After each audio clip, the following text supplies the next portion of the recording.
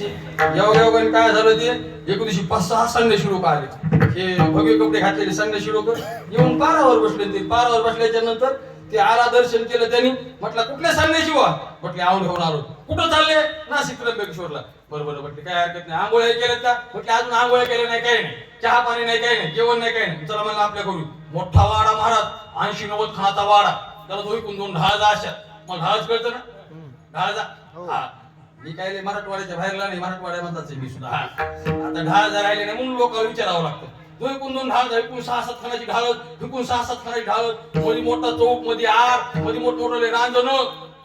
आणि मग त्यांनी सांगितलं, म्हटले एक काम कर, हे संन्यासी बाबा आले, त्यांना आंघोळ्या करायच्या, पटकन पाणी ठेव.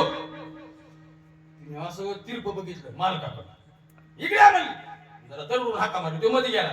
म्हणली आंघोळ्याला पाण्याचे नंतर होईल म्हणली. घरामध्ये स्वयंपाक करण्याकरता काही बाजार नाही, काही नाही, भाजीपाला नाही, काही नाही, काही नाही. पहिले एक काम करा, पिशव्या उचला आणि पहिला बाजार घेऊन या. ते म्हणलं तू आळू काय नको, त्या नवीन माणसामध्ये आपली काही इज्जत घालायचं काम करू नको. मी सारं करतो म्हटला. आपला छंद आपल्याला पूर्ण करावा लागेल, कुणी काही का म्हणे ना, पण ह्यांना पहिले आंघोळ्याला पाणी टाकतो. ती म्हणली बरं घ्या पिशव्या, तुम्ही जा बाजाराकडं. ह्याच्याकडे 2 पिशव्या दिल्या तिने, त्याला बाजाराला लावलं. मी ऐका, बाजाराकडे गेल्याच्या नंतर ही पटकन इकडे आली. त्यांना पाणी ठेवलं नाही, चहा दिला नाही, पाणी दिलं नाही, काही नाही. ती आली तशी ढाळजामध्ये अशी हात जोडून उभा राहिली आणि म्हणले संन्याशी वा कुठले? म्हणले आम्ही आवण्याचे. कुंकड आले. म्हणले तुमच्या गावात आलो. ती म्हणली बरं झालं आमच्या गावात आला, आणि त्यातली त्यात आमच्याच घरी आला तर जास्तच बरं झालं. ते म्हणले बरं झालं म्हणजे नेमका काय प्रकार आहे? म्हणले काही नाही, आता प्रकार जो होणार आहे तो तुम्हाला नंतर पाहायला भेटेल.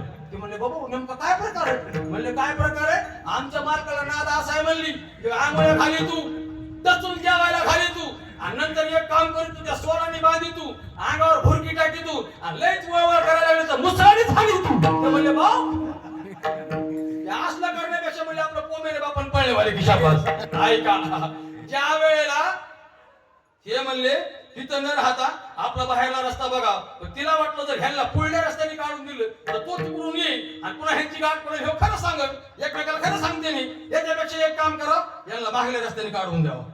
मागल्या रस्त्याने काढून दिले.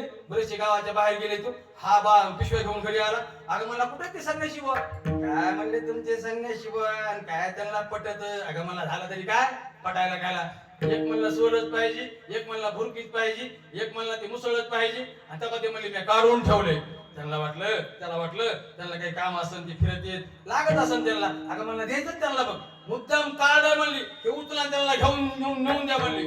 त्यांनी ते मुसळ घेतलं, ती सोल घेतली, ती भुरकी घेतली, आणि त्यांच्या माग मला संन्याशी बुवा ही सोल हे मुसळ